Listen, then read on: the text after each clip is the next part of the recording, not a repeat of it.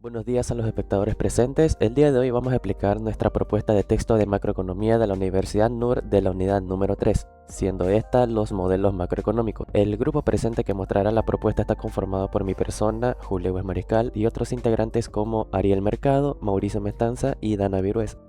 Dentro de los temas que se irán a tocar a lo largo del video tenemos una introducción para seguir con los diversos modelos entre los que están el mercantilismo, fisiocrático, clásico, marxista, keynesiano, la relación del ahorro con la inversión y por último el modelo keynesiano de 2 y 3 sectores dentro de una economía cerrada.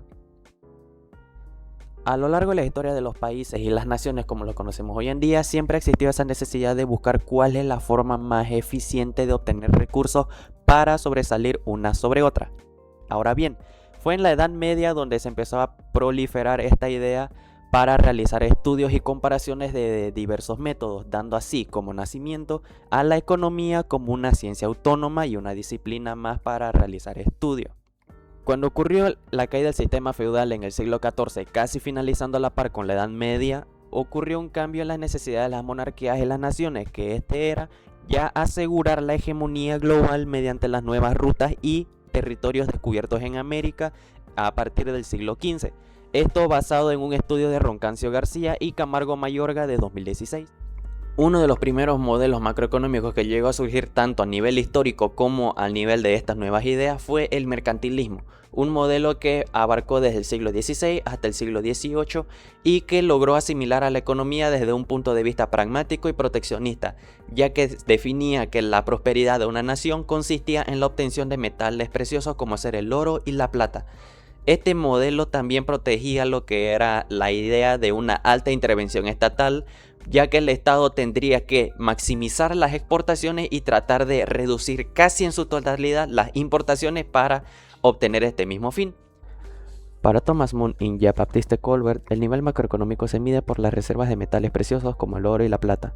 Ellos eran considerados los primeros mercantilistas de la época, y dentro de su modelo, su objetivo era maximizar las exportaciones netas para generar un flujo positivo de reservas internacionales. Para explicar este objetivo se empleaba la siguiente fórmula: NX igual a X menos M mayor a 0, siendo NX las exportaciones netas, X las exportaciones y M las importaciones. Al paso del tiempo, la fórmula de Thomas Moon y de Jean-Baptiste Colbert fue adaptándose a las matemáticas modernas para ir evolucionando finalmente en funciones macroeconómicas más comprensibles. Entre estas tenemos la función de ingreso nacional, la de producción física y la de importaciones. En la función de ingreso nacional tenemos que el ingreso a la nación depende de la producción física, que es representada por la letra Q, y la balanza comercial representada por X menos M. Ya que consideraban que la riqueza global era estática, el motor primordial de crecimiento del ingreso nacional no era el consumo interno, sino asegurar que las exportaciones superaran a las importaciones, inyectando metales preciosos a la economía. En cuanto a la función de producción física, tenemos que N es la cantidad de trabajadores en una nación, ya que el modelo promovía el crecimiento de la población activa. R eran las materias primas obtenibles dentro de la nación, P la eficiencia en la productividad, S eran los salarios y las tasas de interés, las cuales se proponía mantener bajas para facilitar el financiamiento del capital comercial y manufacturero. Y finalmente, la función de importaciones, tenemos que la variable M de la función de ingreso nacional eran importaciones no deseadas que se consideraban como una pérdida de recursos, ya que su volumen dependía de la necesidad interna de los precios relativos, que era PM sobre PN, pero de forma crucial las barreras aduaneras era el factor más importante, ya que el Estado intervenía directamente maximizándolas mediante aranceles prohibitivos y cuotas, alterando la función para reducir M a casi cero, definiéndose como proteccionismo estricto, que era una cualidad del modelo mercantilista. Pasando al siguiente modelo macroeconómico tenemos la fisiocracia, que fue un modelo macroeconómico fundado por François Quesnay a mediados del siglo XVIII, el cual era un médico de la corte de Luis XV. Este modelo nació como una crítica al intervencionismo demasiado asfixiante del mercantilismo, por lo cual sentó sus propias bases macroeconómicas. La fisiocracia es considerada también la primera escuela de pensamiento económico de la historia, ya que a diferencia del mercantilismo tuvo una base mucho más formal y a comparación de este sentaba que la verdadera forma de que una nación pueda proveer riqueza o generar un excedente beneficioso era mediante la explotación de la agricultura y de la tierra. Dentro de lo que era el modelo fisiocrático, para François Quesnay, un elemento importante era lo que llamaba el produit net o producto neto, que era el excedente superior a los insumos utilizados, es decir, las utilidades o las ganancias. Para esto, él empleaba una fórmula que era el producto neto siendo igual a Y menos C mayor a 0. En la fórmula, Y significa la producción y C es el total de los costos de los campesinos y las semillas replantadas. Para esto, Quesnay dividió la economía en tres clases macroeconómicas interdependientes, esto según Zavala Collazos y Pope López en un texto de macroeconomía de 2018. Estas tres clases eran la clase productiva, la clase propietaria y la clase estéril, siendo la clase productiva los campesinos y agricultores que cultivaban la tierra y generaban el produit net. La clase propietaria eran los terratenientes, la corona y el clero, quienes percibían la renta agraria proveniente del excedente productivo, y la clase estéril eran los artesanos, comerciantes, manufactureros y sirvientes, los cuales se denominaban así no por no tener alguna funcionalidad, sino porque el valor de su producción era exactamente igual al costo de las materias primas y su alimento, es decir, no generaban ningún beneficio. Antes de continuar con la explicación del modelo fisiocrático, cabe mencionar la existencia del tableau économique, que fue un modelo por el cual Quesnay logró visualizar no cómo se distribuye la renta, sino cuál es el flujo por el que transcurre la renta antes de su distribución adecuada. Esto en base a un artículo de Piatti y Paris del 2008, en el cual se encargan de determinar cómo llegan a la definición de que Quesnay no determinaba cómo se distribuye la renta, sino cómo fluye esta renta a lo largo de las tres clases y la economía en general. Con el gráfico del tableau économique, Quesnay logró desarrollar el primer modelo de flujo circular de la economía y convirtiéndose así también en el padre de las matrices de insumo-producto. Volviendo nuevamente al texto de macroeconomía de Zavala Collazos y Pope López, el modelo fisiocrático establece un sistema de ecuaciones macroeconómicas para explicar cómo surge el excedente. Primero tenemos la definición de la producción bruta o PBT, que es la suma de la producción bruta agrícola y la producción bruta estéril o manufacturera, con la siguiente fórmula de PBT es igual a PBA más PBE, siendo PBA la función de la producción agrícola. En este caso, al depender el modelo de la tierra y la explotación de esta, se consideran factores como PA siendo la eficiencia del productor agrícola, MA el capital invertido en el campo y la cantidad de tierra cultivable, y N las condiciones climáticas. Para determinar el factor de PBE, luego tenemos la función de la clase estéril, que es el E entre paréntesis PBA, que quiere decir la producción manufacturera no es independiente, siendo una función directa de la producción agrícola multiplicada por el coeficiente E, dando como resultado que la clase estéril solo puede crecer si existe un excedente en la producción agrícola que provea materias primas, herramientas y demanda para los productos factureros. Un ejemplo, si en una economía existe una renta o un beneficio de 5.000 francos, que era la moneda de esa época, los agricultores, que son la clase productiva, se guardan 2.000 y otros 1.000 emplean en compras para los campesinos que se determinaron como la clase estéril. Con los 2.000 francos restantes dirigidos a los propietarios, que son la clase propietaria, estos gastaban 1.000 a la clase productiva y otros 1.000 a la clase estéril. Ahora, con la clase estéril con 2.000 francos en posesión, disponían 1.000 a la clase productiva y 1.000 a la clase propietaria, demostrando así cómo es el flujo del tableo económico de la economía con 5.000 francos de utilidad. Continuando con el siguiente modelo, les voy a hablar acerca del modelo clásico. ¿Pero qué es este modelo? Este modelo fue la primera gran teoría económica moderna y surgió durante la Revolución Industrial. Sus principales representantes fueron Adam Smith, David Ricardo y otros economistas que buscaban explicar cómo se genera la riqueza de un país. Ellos afirmaban que la economía funciona mejor cuando los mercados operan libremente y que la oferta y la demanda regulan los precios sin necesidad de mucha intervención del Estado. Entre los fundamentos del modelo clásico, los economistas clásicos consideraban que la economía siempre tiende al equilibrio, es decir, si aparece desempleo o exceso de producción, los precios y salarios se ajustan automáticamente hasta recuperar el equilibrio. Además, pensaban que el Estado solo debía encargarse de funciones básicas como seguridad, justicia y protección de la propiedad privada, es decir, que posee una economía autorregulada, mercados que buscan el equilibrio, pleno empleo como situación normal y un Estado con intervención limitada. Entre sus supuestos claves, el modelo clásico se basa en tres ideas principales. La primera, ley de Say, o también conocida como la ley de los mercados, es un principio económico propuesto por Jean-Baptiste Say, economista y empresario francés. Esta ley, creada bajo el contexto de recesión, dice que el exceso de demanda solo puede existir si hay oferta. La segunda, la flexibilidad de salarios y precios, se refiere a la idea de que los salarios, es decir, el costo de la mano de obra, y los precios, el costo de los bienes y servicios, pueden ajustarse libremente en respuesta a los cambios en la oferta y la demanda en la economía. Por último, la tercera es la neutralidad del dinero. Es una teoría económica que postula que las variaciones en la cantidad de dinero solo afectan a las variables nominales, como los precios y los salarios, sin tener un impacto permanente en las variables reales como la producción, el empleo o el consumo. El funcionamiento del mercado. Para los clásicos, el precio es la principal señal del mercado. Cuando aumenta la demanda, los precios suben y las empresas producen más.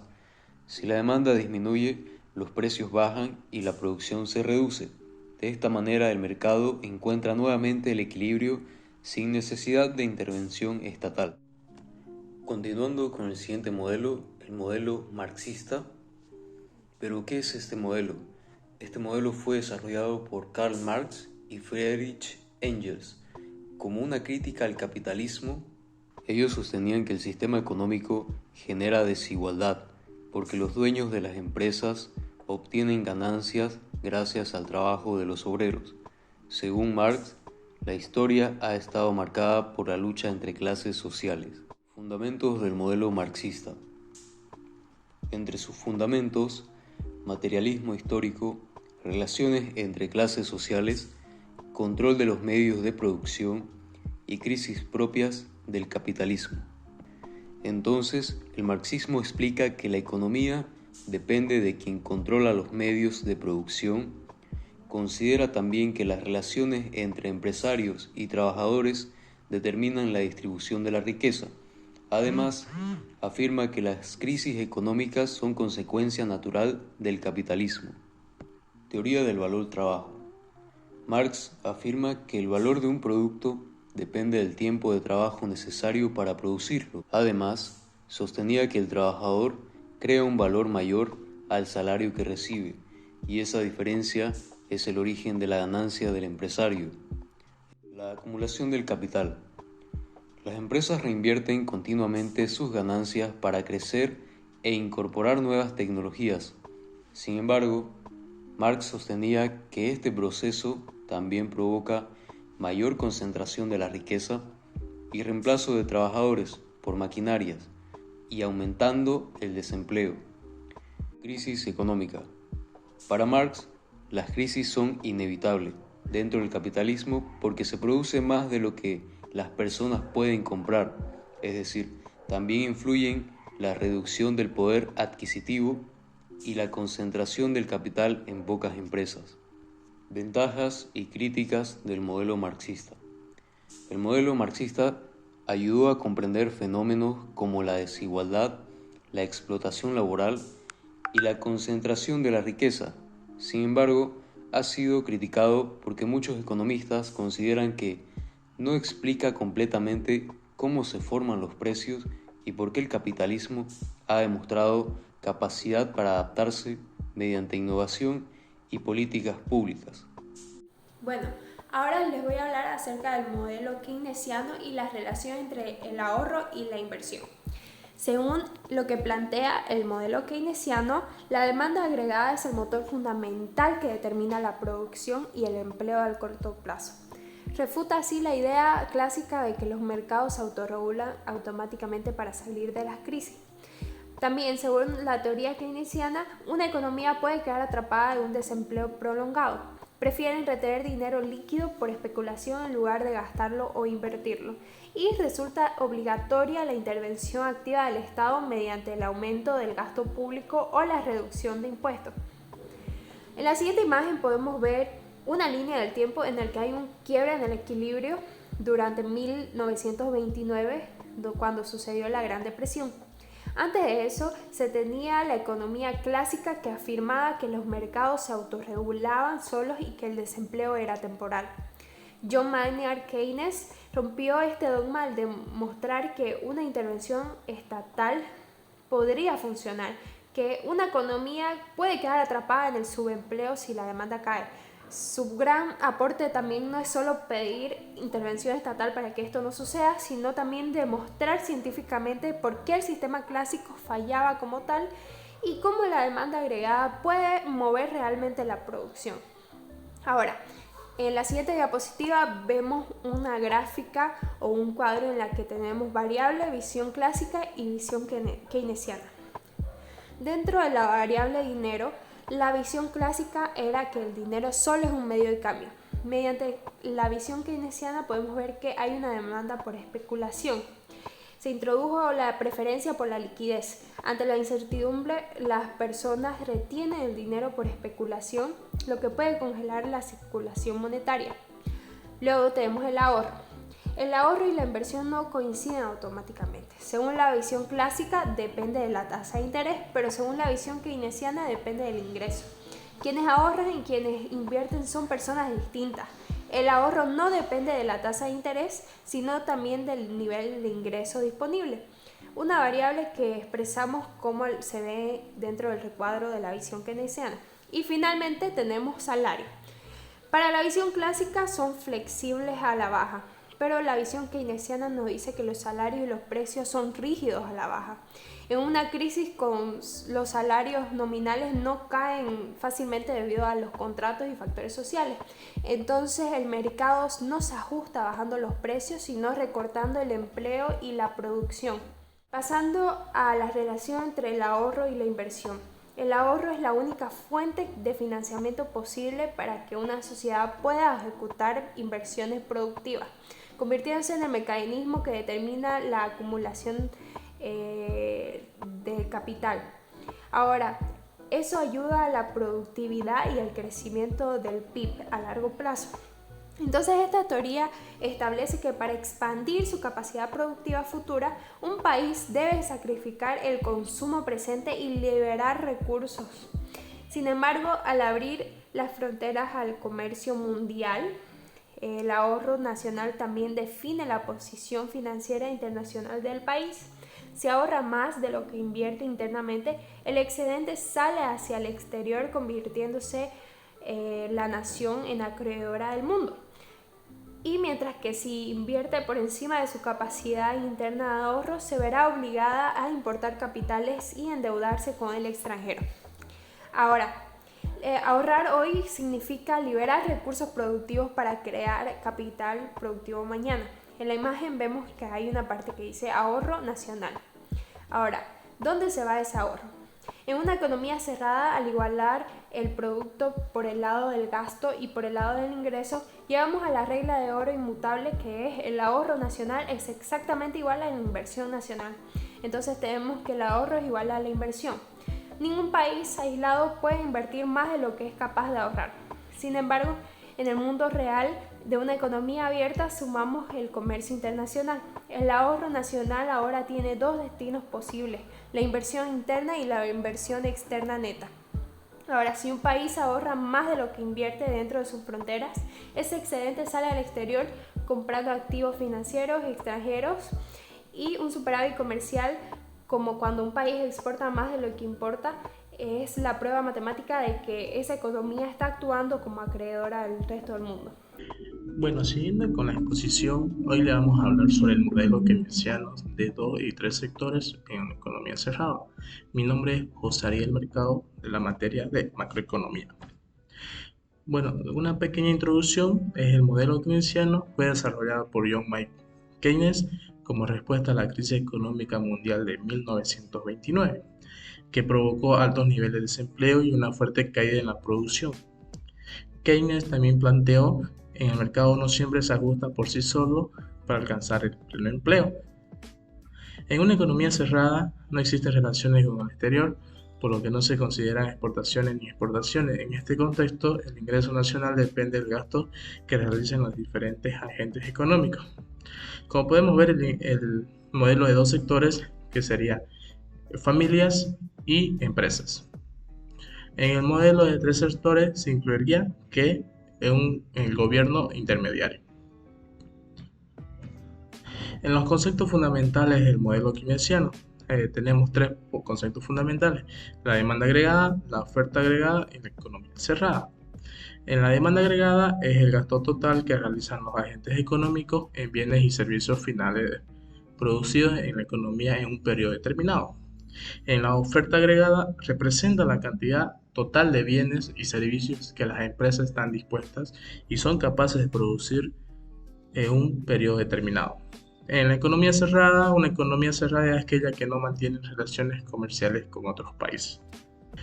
También tenemos que sería aquí los componentes de los dos sectores. El modelo keynesiano de dos sectores analiza el funcionamiento de una economía cerrada, formada únicamente por las familias y las empresas. El ingreso se genera, se contribuye y se utiliza en consumo, ahorro e inversión.